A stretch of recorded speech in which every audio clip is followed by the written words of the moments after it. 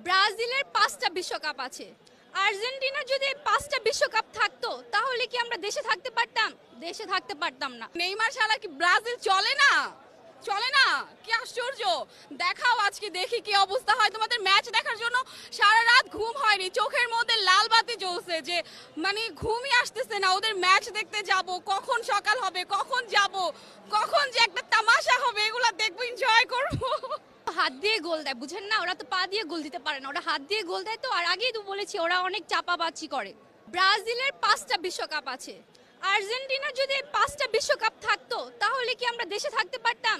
দেশে থাকতে পারতাম না। আর্জেন্টিনার মাত্র 3টা বিশ্বকাপ, এইতে আমাদের দেশে থাকা মুশকিল হয়ে গেছে। ভাগ্য ভালো যে ব্রাজিলের মতো 5টা বিশ্বকাপ থাকলে আমাদের তো দেশে থাকাই মুশকিল হয়ে যেত। সো আর্জেন্টিনা ফ্যানরা রাগ করো না, তোমাদের সাথে খেলায় পারলেও চাপায় পারা যাবে না।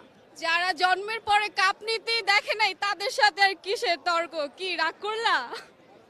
শোনো, আমরা কাপ দেখে সাপোর্ট করি না, আমরা মন থেকে সাপোর্ট করি। আমরা হারলেও ব্রাজিল, জিতলেও ব্রাজিল। জান্নাত আপু, তোমার বয়সটা কত আপু? 16 আপু। এই 16 বছর বয়সে বাপের বর্ষে জীবনে কোনোদিন ব্রাজিলকে কাপ নিতে দেখছো? না আপু, আপনি কি আপনার বাপের বিয়া দেখছেন? না আপু।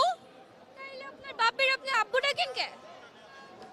আসলে আর্জেন্টিনাদের সাথে আমরা তর্কে যেতে চাই না, কারণ তারা আমাদের লেভেলে না। তাদের কাপ দেখেছেন? তাদের হচ্ছে মাত্র 3টা কাপ। তারা যদি এতই ভালো খেলা পারতো অবশ্যই আমাদের মতো 5টা কাপ থাকতো। হাত দিয়ে গোল দিলে আর বিশ্বকাপ নেওয়া যেত না, এটা সবাই জানে। ঠিক আছে, চাপাবাজি করো বাট লিমিটে থাকো, এত বেশি চাপাবাজি করা ঠিক না। পেনাল্টি মেরে যে তোমরা যে বিশ্বকাপ নিয়েছো এটা